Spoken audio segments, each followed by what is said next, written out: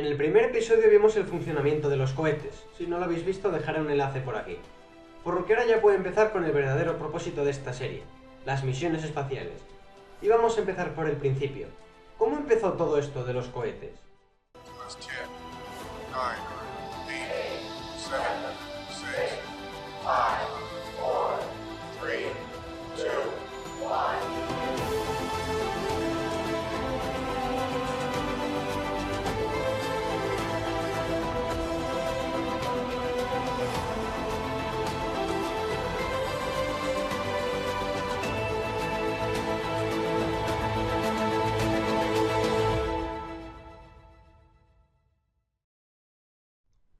Para llegar al principio de todo, vamos a tener que remontarnos muchos siglos atrás, hasta la antigua China, donde se cree que alrededor del año 300, un alquimista, se especula que tratando de hacer una poción para la inmortalidad, mezcló salitre, carbón vegetal y azufre, inventando así la pólvora. Pasaron varios siglos hasta que se descubrió que la pólvora podía tener aplicaciones militares, y empezaron a desarrollarse armas de fuego a partir del siglo XII. ¿Qué tiene esto que ver con los cohetes? Buena pregunta. Pues resulta que el uso de la pólvora fue la primera vez que se utilizaron explosiones controladas para propulsar algo. Y además de para armas, de la pólvora surgieron los primeros fuegos artificiales, que son esencialmente una versión primitiva de los motores de combustible sólido. Los chinos consiguieron mantener el secreto de la fórmula durante mucho tiempo, pero cuando los mongoles los invadieron se hicieron con ella. El Imperio Mongol, que por cierto fue el más grande de la historia, llegaba hasta territorio árabe y la fórmula secreta dejó pronto de serlo. A partir de ahí se extendió como la pólvora y pronto todo el continente euroasiático sabía fabricar el polvo que hacía boom.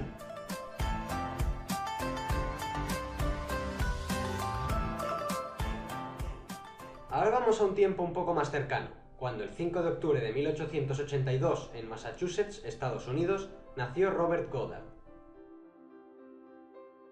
Siempre estuvo fascinado por la ciencia y la tecnología, y se propuso tener un impacto en el desarrollo de cosas que algún día pudieran ir al espacio. Tras sus estudios en física trabajó como profesor, lo que le permitía financiar sus experimentos. Llegó a la conclusión de que para un cohete que fuera a llegar lejos, lo más eficiente era hacer que tuviera varias etapas, es decir, que se separara en varias partes, cada una con su tanque de combustible y su motor.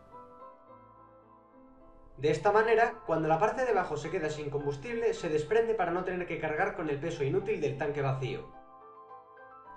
El 23 de marzo de 1912 nace en el Imperio Alemán una persona muy especial, de la que hablaremos más tarde.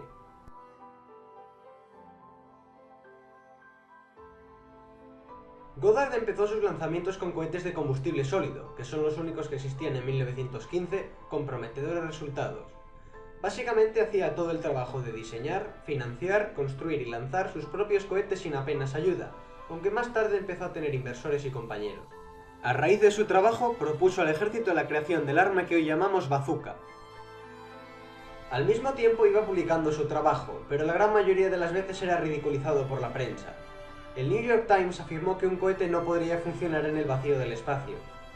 Años más tarde, Goddard demostró que de hecho los motores de cohete funcionan mejor en el vacío, ya que no tienen que contrarrestar la presión del aire. En 1926 desarrolló y lanzó el primer cohete de combustible líquido de la historia, que alcanzó 12,5 metros de altitud. Tras perfeccionar su diseño durante años, logró que uno de sus cohetes de combustible líquido alcanzara en 1937 la altura de 2.600 metros. Pero la prensa le seguía atacando cada vez que mencionaba el uso de los cohetes en el espacio, por lo que decidió promocionar sus inventos para la investigación atmosférica, aunque su uso en el espacio era lo que más le fascinaba. ¿Os acordáis de esa persona que mencioné antes? Su nombre es Wernher von Braun, un muchacho inspirado desde pequeño por autores como Julio Verne y H.G. Wells, que decidió que lo que le gustaba era el espacio y que quería hacer que llegar a él fuera posible. Estudió ingeniería mecánica y se doctoró en física. Para poder financiar su investigación, se centraba en las aplicaciones militares de esta tecnología, por lo que trabajó en el ejército alemán. Vamos a echar un vistazo a la Unión Soviética, donde un hombre ha sido detenido y llevado al Gulag por gastar demasiado dinero en la investigación de motores de combustible líquido en vez de los de combustible sólido. Más tarde veremos su historia. En 1933, Adolf Hitler llegó al poder en Alemania, que estaba devastada y arruinada tras la Primera Guerra Mundial debido no solo a los combates, sino a las condiciones impuestas por los países vencedores tras su derrota.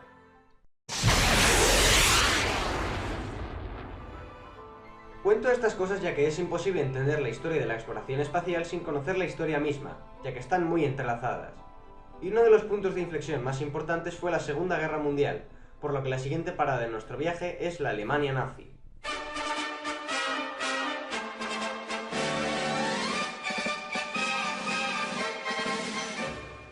En 1939, enfurecidos por el humillante Tratado de Versalles y habiendo construido un ejército devastador, los alemanes se lanzan al ataque, su venganza. Francia y Polonia son de los primeros en caer fácilmente ante el tremendo poder alemán. Alemania invade casi toda Francia y acorrala a Reino Unido como el único país europeo en el oeste de los antiguos aliados durante la Primera Guerra Mundial. Hitler despliega tropas por África y traiciona a la Unión Soviética, con la que había llegado a un acuerdo al comienzo de la guerra, y comienza su invasión. Alemania parece imparable.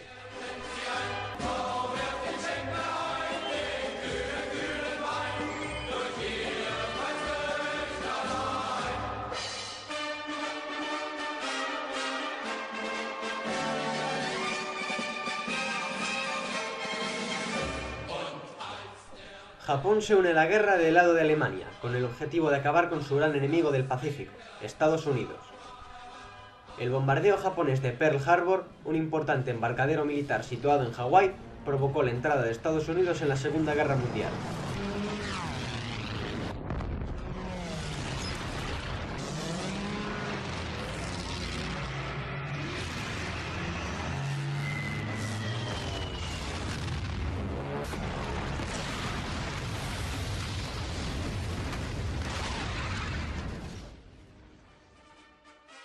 La Unión Soviética consigue frenar el avance alemán en Stalingrado. Eso, combinado con el apoyo de Estados Unidos a Reino Unido en el frente occidental, hacen que comience el retroceso de Alemania. En 1944, el equipo de von Braun desarrolló el misil V-1, una bomba con alas y un propulsor que se lanzó repetidamente contra Bélgica y Reino Unido, sobre todo Londres.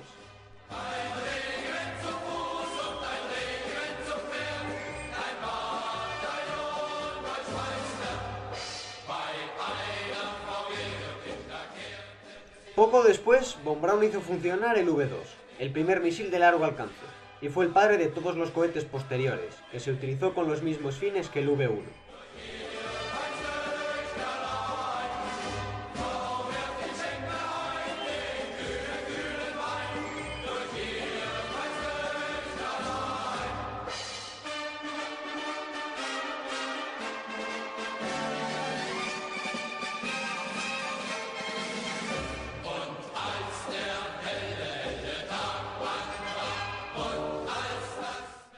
A pesar de la avanzadísima tecnología que eran en ese momento, la guerra ya estaba prácticamente perdida, y estos misiles no tuvieron un gran impacto en ella, pero sí en Londres.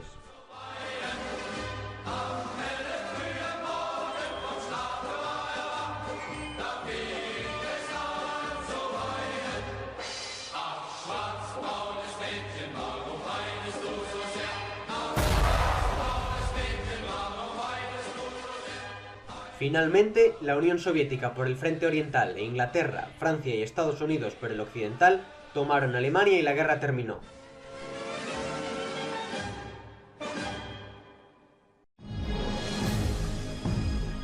Aunque habían estado en el mismo bando, ya se notaban tensiones entre la URSS y Estados Unidos, lo que dio comienzo a la Guerra Fría.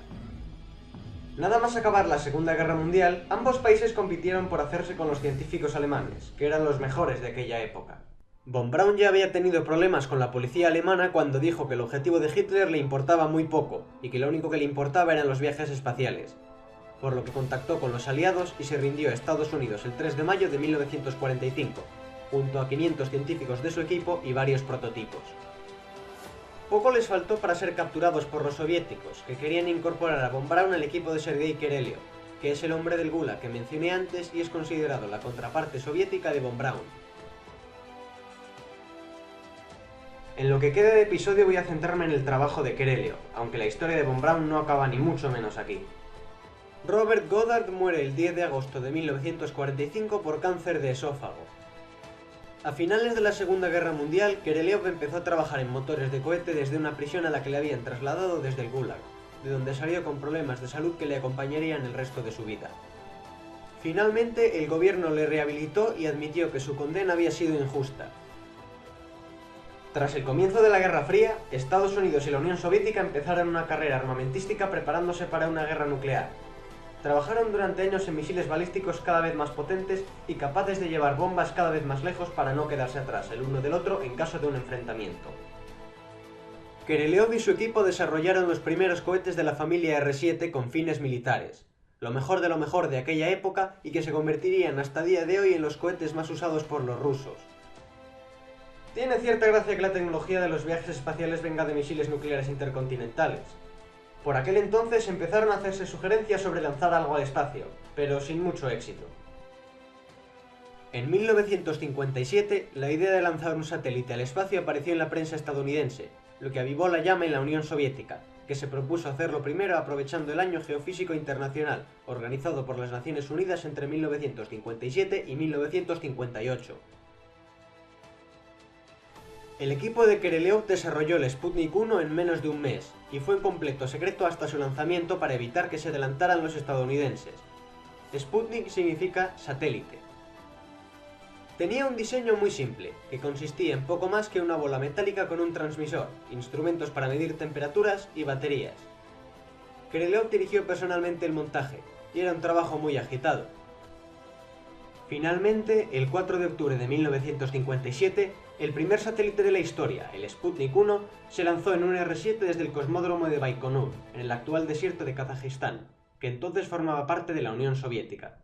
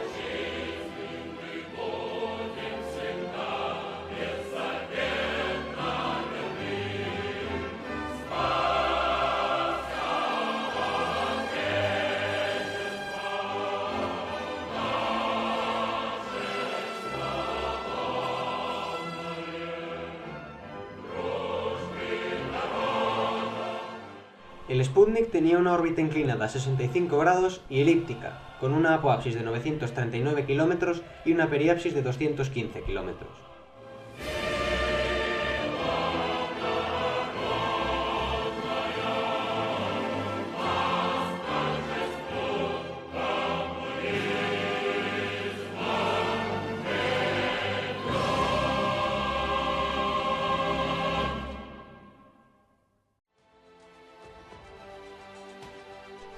¿Cómo responderán los americanos? ¿Qué más pasos darán los soviéticos?